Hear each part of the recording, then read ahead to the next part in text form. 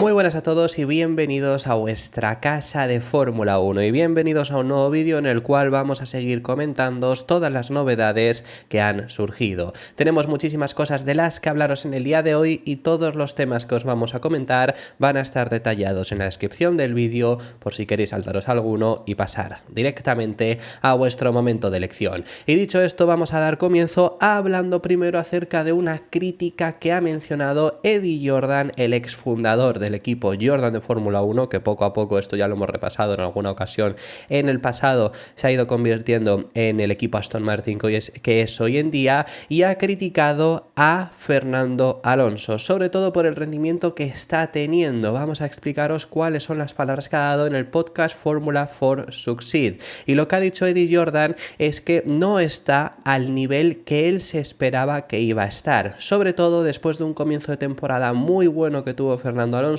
más allá de Bahrein, que Bahrein lo hizo muy bien, clasificando sexto a unas milésimas de ser tercero, y luego pero luego en carrera sí que cayó un poco más. Ya sobre todo mencionamos que lo hizo muy bien tanto en Arabia Saudí, consiguiendo quedar quinto, en Australia remontando, aunque luego tuviese la penalización que le hizo caer 2 posiciones, y luego también en Japón. Esas fueron carreras muy buenas del piloto asturiano, además de la clasificación, incluso en propio rendimiento en carrera, con un coche que era bastante malo en esa faceta, pero a partir de entonces no hemos visto, según Eddie Jordan, al mejor Fernando Alonso. Y esa es la crítica primero que hace. Va a explicar por qué cree él que se ha acabado dando, pero lo que dice es: a principios de año Alonso estuvo excelente.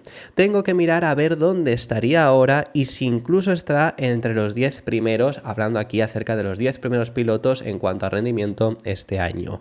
Condujo bien en el Gran Premio de Bélgica, sumó más puntos para Aston Martin, pero al mismo tiempo no está al nivel que pensaba que podía estar. Yo aquí lo único a añadir es que el coche, por supuesto, a principio de año era mucho más competitivo de lo que lo es ahora, y eso suele dañar bastante. Por ejemplo, el año pasado toda la temporada de Alonso es buenísima, pero el final no estuvo siendo tan elogiado porque el coche no era competitivo. Pero en cambio, Lando Norris empezó a la inversa con un coche que no era competitivo y que acabó siendo muy competitivo. Entonces, si ya de primeras no es competitivo, a principios de año, si hace un octavo, se le elogia muchísimo, y luego ya encima, pues con un coche competitivo, pues por supuesto más. Lo que quiero decir es que es muy difícil también evaluar en este caso cuando el coche va hacia atrás, si sigue rindiendo al mismo nivel de principios de temporada o no.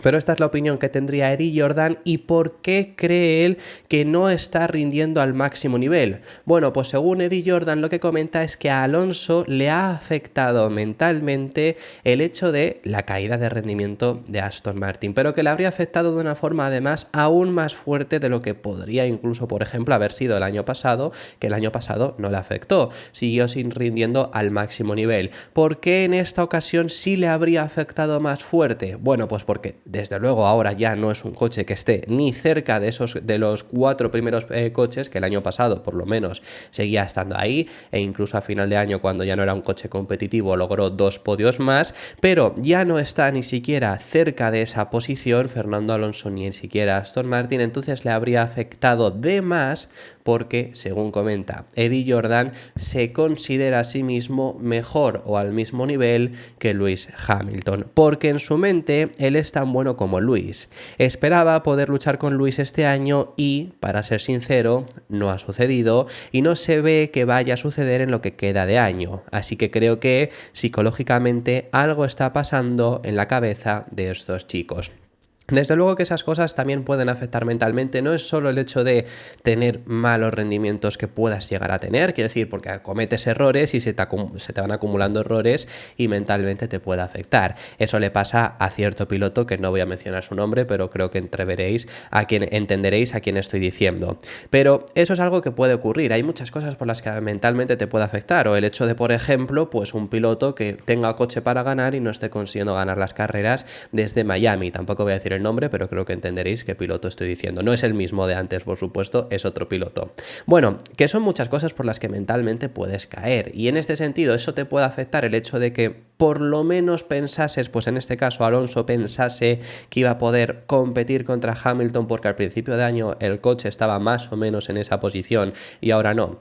Sí, desde luego que te puede afectar. Luego Alonso aún así también es la persona que Este año, incluso si fuese este caso, puede llegarle a afectar, pero el año que viene, si sigue en esta posición, no le va a afectar y va a volver al máximo nivel. Pues sí, Alonso es el típico piloto de este estilo. Quiero decir con esto, por ejemplo, el primer año en McLaren Honda fue más flojito de Fernando Alonso, pues porque venía de un coche que era malo, el Ferrari de 2014, pero bueno, por lo menos estaba en una posición mejor a lo que era el McLaren Honda, entonces eso te afecta, y luego ya, aún así, los siguientes años no tuvo color, no tuvo rival, ni siquiera con Jenson Button en McLaren. Así que bueno, veremos cómo evoluciona. Sí que yo creo personalmente que no estamos viendo al mejor Fernando Alonso, ni siquiera al mejor Fernando Alonso de este año. Incluso ha habido fines de semana que ha estado perdidísimo, como fue el propio Gran Premio de Imola, que irías con unas expectativas altas y al final pues no funcionan las mejoras, pues eso te descoloca. Y ha habido varios grandes premios que tampoco han sido los mejores, como fue por ejemplo el propio Gran Premio de Miami, que lo hemos mencionado,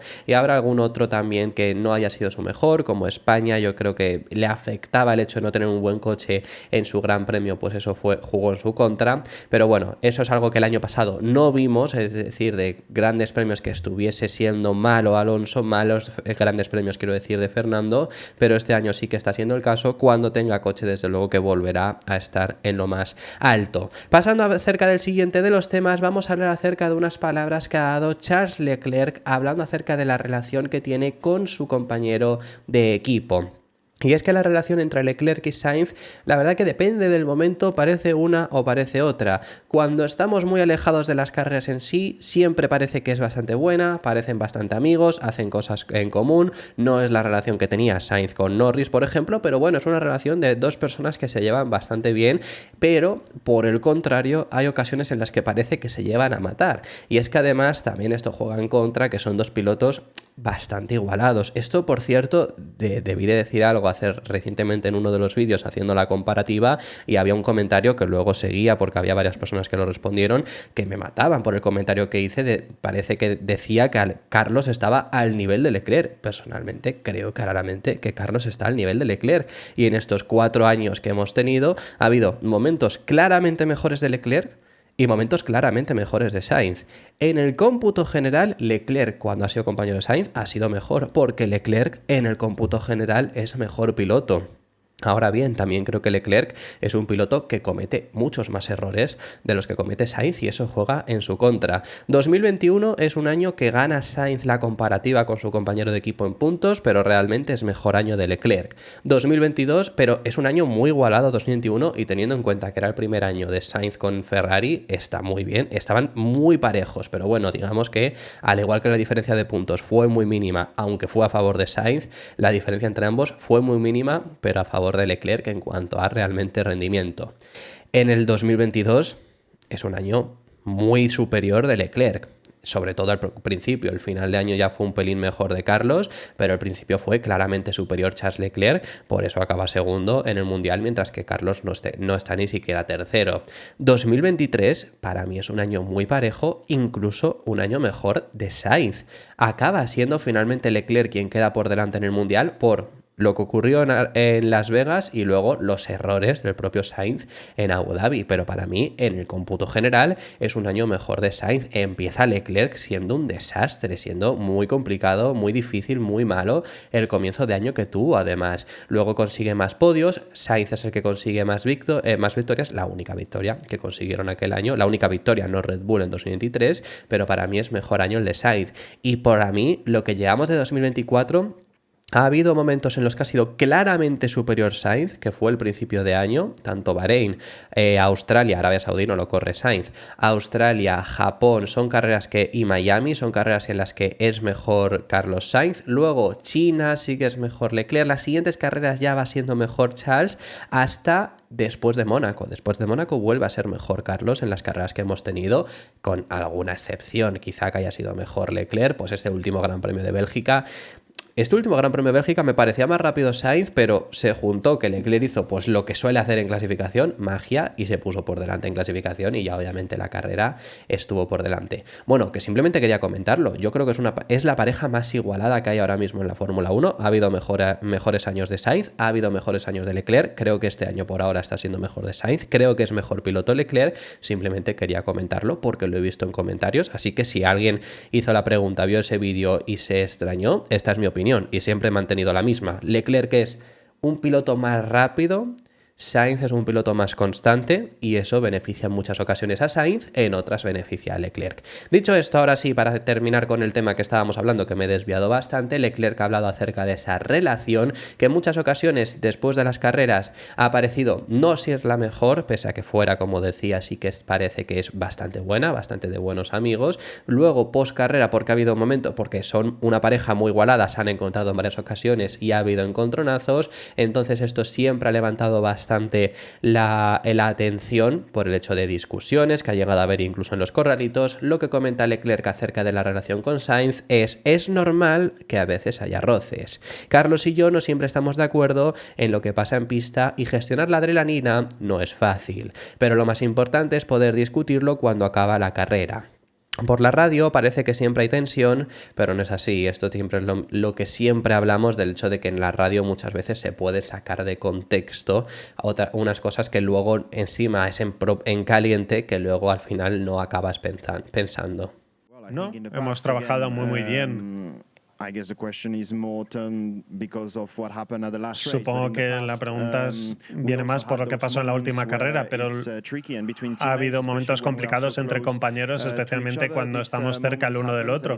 Son cosas que suceden y se trata de cómo se lidia con esto después de la carrera, cara a cara. Y Carlos y yo siempre lo hemos hecho muy bien, así que no me preocupa nada y no he visto tampoco ningún cambio que indique que vaya a ser que no vaya a ser así. Al final del día somos profesionales, sabemos que es bueno para ambos si hay una buena relación dentro del equipo y si trabajamos bien sobre la pista.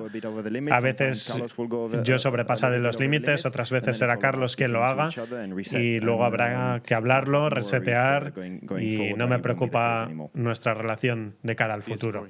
Y rápidamente, antes de pasar a hablar acerca del desarrollo de monoplazas, que es lo siguiente que vamos a comentaros, quiero hablaros también de unas palabras que ha dado Ayao Komatsu acerca de su piloto actualmente, Nico Hülkenberg. El team principal del equipo Haas ha dado unas palabras sobre la marcha de Hülkenberg y os las traigo porque se han sacado de contexto, y es que fijaros en esta fotografía que esto puso Planet F1, la cuenta en Twitter, sacándolo de contexto porque puso únicamente la primera parte de esa frase que dice Ayao Komatsu acerca de Hülkenberg, donde acaba diciendo que le va a echar de menos, pero es que fijar lo que dice que no quiero menospreciar a Hülkenberg, pero no quiero quedarme aquí y afirmar que tiene las cualidades de campeón del mundo cuando ni siquiera ha subido a un podio. Esto se ha sacado bastante de contexto porque las palabras totales son: no quiero menospreciar a Nico, pero no puede quedarme aquí y afirmar que tiene las cualidades de campeón del mundo cuando ni siquiera ha subido al podio. ¿Es uno de los mejores pilotos de Fórmula 1? Por supuesto, esto ya no lo incluía en esa fotografía. Si tiene el coche adecuado, puede competir por podios y victorias. Me encanta trabajar con él, siempre dice lo que piensa con honestidad y claridad y empuja al equipo en la dirección correcta. Echaré mucho de menos a Nico, que además ha sido una relación muy buena entre ambos, admitido por el propio Hülkenberg. No tenía mucho sentido esas palabras que dio Ayao Komatsu, y es que al final hay continuación a esas palabras que simplemente recogía Planet F1 en esa fotografía. Ahora sí vamos a pasar a hablar acerca de rendimiento de monoplazas y vamos a hablar acerca de un equipo que no está teniendo el mejor momento. Vamos a hablar acerca del equipo Red Bull porque ha comentado Christian Horner algo bastante interesante, y es que parece que Red Bull ha llegado al tope de este concepto de monoplaza. Esto no es la primera vez que lo comentan desde Red Bull, lo ha dicho también Pierre Waché, quien es su director técnico, por lo que podemos considerar que esto es una idea que tienen bastante clara dentro de Milton Keynes, y es que este concepto que todo el mundo empezó a tratar de copiar porque era el concepto ganador, porque lo vimos en 2022 y más aún en 2023, parece que ahora ya sí ha llegado al tope. Y entonces, si el resto lo estaban tratando de copiar, ¿cómo es que McLaren o Mercedes, por ejemplo, ahora parece que en cuanto a rendimiento de coche están por delante? Bueno, pues porque una cosa es copiarlo, otra cosa es que sea idéntico. No es idéntico, nunca puedes hacer una copia 100% idéntica, porque de por sí no sabes exactamente cómo lo han hecho. Entonces tú te imitas lo que ves más o menos para intentar tener esa ganancia de tiempo, pero vas buscando tus propias alternativas, y parece que ellos ahora siguen pudiendo desarrollar Mientras que Red Bull está ya casi en el tope porque ellos siguen trayendo novedades, pero no son capaces de mejorar realmente el rendimiento del monoplaza. Esto es lo mismo que dice Christian Horner, así lo explica el team principal del equipo Red Bull, que dice que realmente es algo que está pasando ya con todos porque han mejorado mucho, pero ya les está costando incluso también llegar a mejorar. Hay veces que es mejor uno o mejor otro equipo, pero que parece que todos han llegado ya a la cima del desarrollo. Inevitablemente llegas a la cima de la curva y tenemos menos tiempo de túnel de viento que nadie debido al sistema ATR, que es como se reparte las horas de túnel de viento, que el primer equipo tiene menos horas que el segundo menos que el tercero menos que el cuarto y así sucesivamente. Eso es normal. El año que viene también seguirá habiendo convergencia. Creo que todo el mundo está llegando a la cima de la curva. Una semana es Mercedes, otra McLaren y otra Red Bull. Ferrari hace tiempo que no aparece, pero sigue también moviéndose. Aún así, y pese a considerar que ya no han llegado al máximo, han llegado al tope, van a seguir tratando de desarrollar este RB20. Sobre todo porque si esto les hubiese pasado, si hubieran llegado al máximo de este concepto, esto es algo que ya le pasó, por ejemplo, recuerdo el año pasado lo decían desde Alfa Romeo Sauber. ¿Qué pasó? Que ese concepto no era muy malo, pero si ya has llegado a un tope, pues lo tienes que cambiar. Pero ahora ya en este tope, siendo no tan malo, por supuesto, y quedando todavía un año únicamente de reglamento, no van a cambiar de concepto, por lo que van a seguir desarrollando el RB20 lo que puedan, intentándolo mejorar. Quizá descubren que había un pico más de ese reglamento, de ese concepto que no sabían identificar. Si no es el caso, pues bueno, por lo menos intentar mantenerlo, intentar mantenerse al nivel para el último año del reglamento, pero este RB20 seguirá teniendo desarrollo porque va a ser la base del RB21. No, todo el equipo sigue trabajando a tope en este coche. Habla cuando le preguntan de si van a dejar de desarrollar este RB20, porque con la normativa estable, todo lo que aprendamos ahora es relevante para el año que viene de todos modos. Si reflexionas sobre la primera parte del año ahora, estamos a más de la mitad de la distancia. Hemos ganado 7 grandes premios, hemos ganado 2 o 3 carreras al sprint, estamos liderando ambos campeonatos. Pero en las últimas semanas esa ventaja de constructores ha disminuido un poco y ahí está donde está nuestro enfoque. Un equipo que sí que está siendo capaz de dar pasos adelante y ya hemos visto en el primero de los vídeos del día de hoy que uno de sus pilotos ha comentado que el objetivo es el próximo año pelear por el título. Estamos hablando del equipo Mercedes. Mercedes este año ya se ha acercado a Red Bull después de 3 años intentándolo, al final lo han acabado consiguiendo. Son el equipo que más victorias llevan aparte del propio equipo Red Bull, o bueno, aparte de Verstappen, que es el único que ha logrado del equipo. En el caso de Mercedes tienen una victoria Russell, 2 Hamilton, e incluso era 2 Russell, 1 Hamilton, pero como descalificaron a Russell, quien heredó la victoria de Spa-Francorchamps fue el propio Hamilton. Y bueno, están haciéndolo bastante bien en esta temporada, están siendo muy competitivos y Andrew Shovlin ha hablado de los próximos pasos que van a dar. Andrew Shovlin es el director de rendimiento, que por si no lo sabéis, de Mercedes, y ha especificado el punto negativo que tiene Mercedes, que por cierto es uno que está condicionando también a Aston Martin porque tiene que ver con las suspensiones traseras, y es el cuidado de las temperaturas de los neumáticos. Es sobre todo lo que les está costando y por eso en los circuitos donde más calor hace no son competitivos. Cuando hace más frío, como fue Bélgica, como fue Silverstone o como fue Canadá, pueden ser capaces de rendir algo mejor, hasta el punto de en estas 3 últimas carreras deberían haber ganado. Realmente no ganó Canadá, pero deberían o podrían haber estado en esa pelea por lo menos.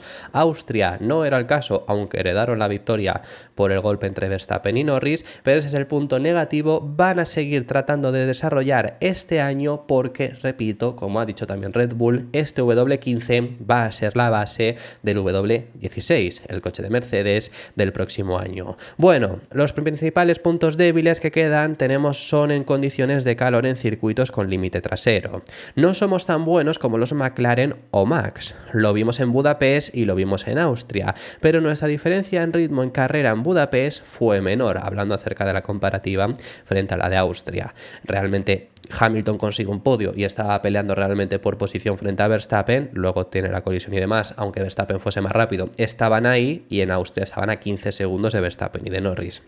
Así que creo que hemos progresado en la segunda secuencia de estas últimas carreras. Si nos fijamos en Silverstone y Spa, fuimos competitivos, así que creo que las principales debilidades es esa, pero luego todo el mundo está tratando de desarrollar sus coches. Si no estás evolucionando a un ritmo más rápido que los demás, entonces retrocedes rápidamente, así que siempre habrá que centrarse en cuánto desarrollo puedes aportar. En la fábrica seguimos buscando todas las prestaciones que podamos. Así que eso es lo que se llama desarrollo agresivo, estamos a tope intentando encontrar rendimiento, más adelante en el año tiene que haber discusiones en torno a ¿seguimos con este coche o esperamos para el próximo? El límite de costes significa inevitablemente que esas discusiones son un intercambio entre el aumento de rendimiento y el coste. Queremos estar delante el año que viene, así que siempre vamos a tomar decisiones que signifiquen que eso es una posibilidad. Luego, en términos de túnel de viento, llega un momento en el que progresivamente cambias recursos del coche actual al coche del año que viene. Creo que probablemente todos los equipos ya han comenzado a trabajar en el coche del próximo año. Aún no hemos tomado decisiones sobre si el chasis seguirá siendo el mismo. Se mantiene la caja de cambios. La realidad es que probablemente no se puede cambiar todo. Estamos en una fase en la que intentamos evaluarlo todo para buscar el mejor rendimiento del gasto en el límite de costes. Sin embargo, creo que, aerodinámicamente, nuestro coche y el de la mayoría de la gente será una evolución de lo que tenemos hoy en día. Habrá cambios significativos, pero no querrás cambiar la arquitectura del coche y recibir un gran golpe de túnel de viento que luego tengas que recuperar. No creo que mucha gente lo haga. Por cierto, un equipo que sí que lo va a hacer es Ferrari. El año que viene cambia sistema de suspensiones y posiblemente caja de cambios, algo que es un cambio muy grande para un único año de reglamento y que les puede salir muy mal. Les puede salir genial, pueden pasar a dominar, pero les puede salir también fatal. Así que veremos qué tal lo acaba haciendo la escudería. Lo último que vamos a hablar acerca de desarrollo son unas palabras que ha dado James Vowles, team principal del equipo Williams, que ha hablado de tomar inspiración de McLaren.